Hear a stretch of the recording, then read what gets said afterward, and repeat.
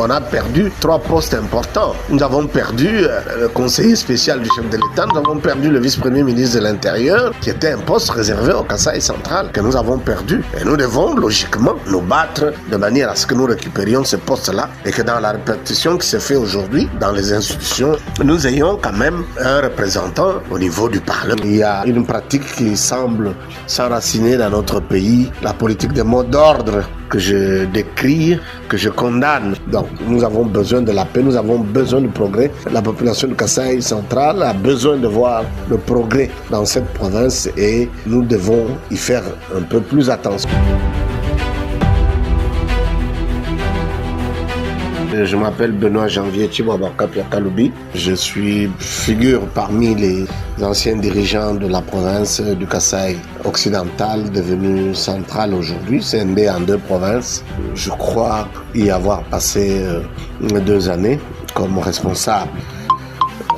À la question que vous me posez, le rapport avec les élections des sénateurs et des gouverneurs, je voudrais d'abord dire félicitations aux députés provinciaux qui ont été retenus. Je pèse bien mes mots, aux députés provinciaux qui ont été retenus et je les encourage à œuvrer pour le bonheur de la population du Kasaï central.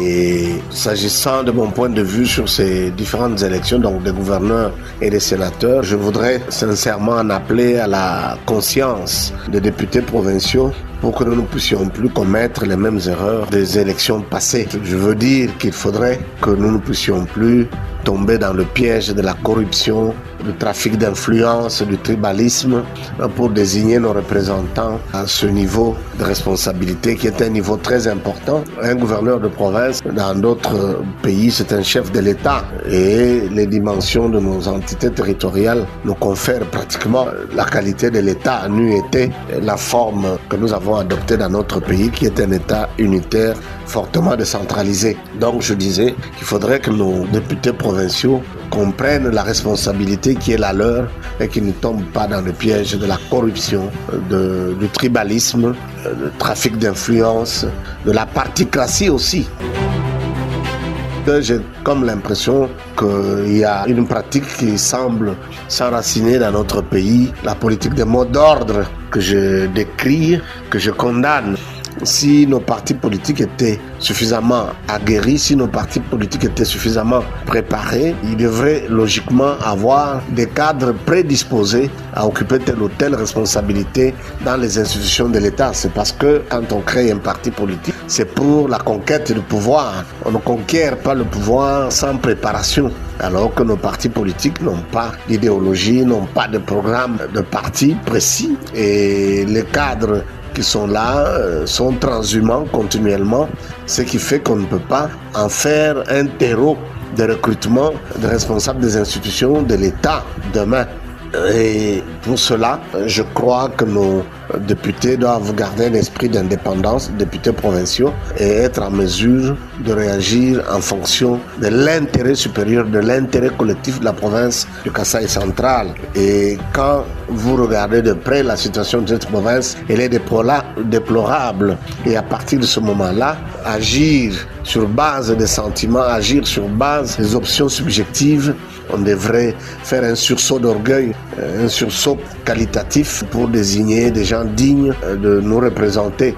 On ne peut pas devenir gouverneur de province par un coup de baguette magique. Et ce n'est pas une mince affaire, je vous dis, être responsable d'une province, c'est énorme, c'est important. Et en même temps, c'est un sacrifice qu'on fait pour se mettre à la disposition des fils et filles de cette entité et non pas pour ses intérêts privés ou personnels. Rassurez-vous aussi, je vois dans les réseaux sociaux des déclarations, je vois des gens qui présentent des programmes d'action. Oui, on peut avoir des programmes d'action qu'on a écrits par d'autres d'ailleurs, généralement, et je sais de quoi je parle, et ne même pas savoir les appliquer. Il faut aussi, en plus de cela, avoir une certaine expertise, une certaine expérience pour comprendre les problèmes, un certain pragmatisme, une créativité importante. Sinon, on va tourner en rond, on ne trouvera pas de solution. J'entends les cris Kalambambouji, j'entends des cris érosion, j'entends des cris dessert en eau, j'entends des cris absence de de l'énergie électrique. Et tout cela est dû au fait qu'on a fait de mauvais choix et on n'a pas eu le temps de regarder en face la gravité de ces questions-là et leur importance pour pouvoir adopter des attitudes et des méthodes à même de donner des solutions idoines à la province. Et c'est comme ça qu'on continue à pleurnicher. Il y a aussi le fait de conflits d'hommes, de conflits de leadership qui fait qu'on bloque parfois certains projets parce qu'on ne voudrait pas que tel ou tel autre réussisse et qu'il soit traité de meilleur. Mais je crois que la population n'est pas dupe. La population connaît tout le monde, tout un chacun de nous. Quand je suis venu dans la province dernièrement pour les élections nationales, j'ai amené un petit bouquin que j'ai intitulé Mon bilan en qualité de gouverneur de la province du Kasaï occidental. Logiquement, les anciens cadres, les cadres qui ont exercé des fonctions dans notre pays devraient amener un bilan à vanter devant nos députés pour solliciter leur suffrage. Mais quand on vient avec des considérations tribales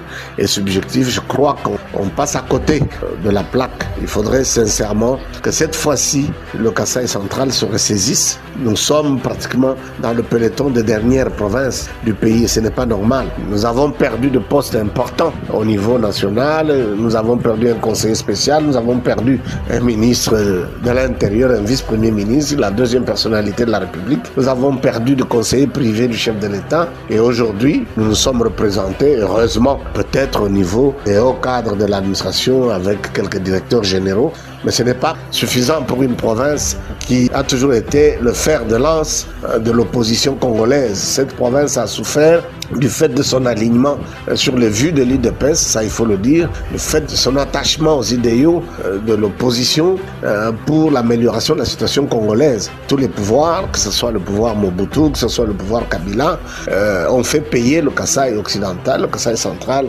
cet attachement-là à l'idéal de l'opposition, à l'idéal de faire avancer le Congo dans de meilleures conditions.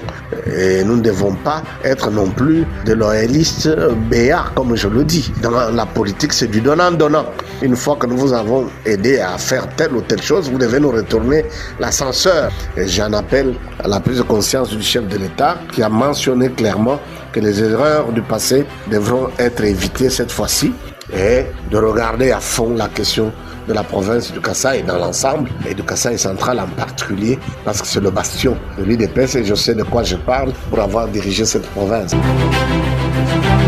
Que les députés provinciaux se ressaisissent cette fois-ci, qu'ils ne commettent pas les erreurs de leurs prédécesseurs et que les candidats arrêtent les pratiques d'une autre époque, la corruption, le tribalisme, que les gens arrêtent les menaces. On n'a pas besoin d'une nouvelle guerre dans le Kasaï comme la fois dernière ou de troubles plutôt que de guerre avec ce qui s'était passé il y a quelques années. Donc nous avons besoin de la paix, nous avons besoin de progrès. La population du Kasaï central a besoin de voir le progrès dans cette province et nous devons y faire un peu plus attention. Et je crois qu'il faut quand même qu'on tienne compte du background de tout un chacun. On ne vient pas aux affaires politiques ou publiques comme si on sortait de la cruche du Jupiter. Donc il faut justifier d'un background, comme je le dis, il faut justifier d'un carnet d'adresse, d'une expertise certaine, d'une expérience. Il faut que vous soyez en mesure de penser des solutions idoines pour des questions cruciales de la province. Et ça, ce n'est pas en tapant sur le bout de doigts qu'on va le faire. Et puis, on ne doit pas se contenter de dire qu'on va résoudre des problèmes cosmétiques et croire qu'on aura trouvé des solutions définitives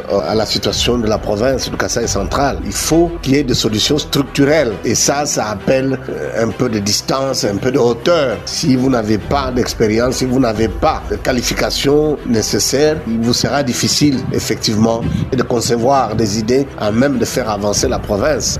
Rassurez-vous, ce n'est pas parce qu'on a chaulé un bâtiment ou ce n'est pas parce qu'on a mis des bricaillons sur une route de 800 mètres qu'on a résolu le problème de la population ouest-kassaïenne. Il y a le problème de la jeunesse qui n'a pas d'emploi, il y a le problème de l'entreprise qui n'existe pas dans le Kasaï central, il y a des problèmes de sécurité, il y a des problèmes énormes, comme je l'ai dit, de la desserte en eau potable et de l'énergie électrique qui est la la source du développement. On ne peut pas se développer sans énergie. Donc tant qu'on n'aura pas résolu ce problème-là, on va tourner en rond. Donc je dis qu'il faut tenir compte. Il faut tenir compte aussi des bilans. Il faut observer les gens. Il faut leur demander qu'ils puissent présenter leur bilan chacun. Parce que parmi les 60 candidats sénateurs, je ne sais pas, 60, 63, je ne sais pas, mais il y en a qui ont assumé des responsabilités. Le bilan, c'est lequel? Oui, ils ont aussi un avantage, c'est lui d'avoir assumé des charges publiques qui les prédisposent à ce moment-là à comprendre beaucoup plus facilement les questions cruciales qui se posent dans notre province. Mais cela ne suffit pas, à mon avis. Il faut aussi considérer que nous serons dans une compétition nationale. Regardez aujourd'hui comment les choses se répartissent. Bien sûr, le chef de l'État, il est le chef de l'État de tout le pays. Il y a une dame première ministre qui est d'un segment socio-culturel bien déterminé. Probablement que la chambre basse pourrait avoir quelqu'un d'autre d'un autre segment socio-culturel. Il reste la chambre haute. Il reste d'autres responsabilités au sein du gouvernement. Je l'ai dit en introduction, on a perdu 3 postes importants. Nous avons perdu le conseiller spécial du chef de l'État, nous avons perdu le vice-premier ministre de l'Intérieur, qui était un poste réservé au Kasaï central, que nous avons perdu. Et nous devons logiquement nous battre de manière à ce que nous récupérions ce poste-là et que dans la répartition qui se fait aujourd'hui dans les institutions, nous ayons quand même un représentant au niveau du Parlement. Le Congolais aujourd'hui, on ne peut pas ne pas prendre le centre du pays dans cette structuration de responsabilités élevées dans notre pays. C'est pour cela que je dis qu'il faut absolument tout faire pour désigner la personne qui puisse justifier d'une capacité de nous arracher ce genre de responsabilité. J'ai dit et je vous remercie.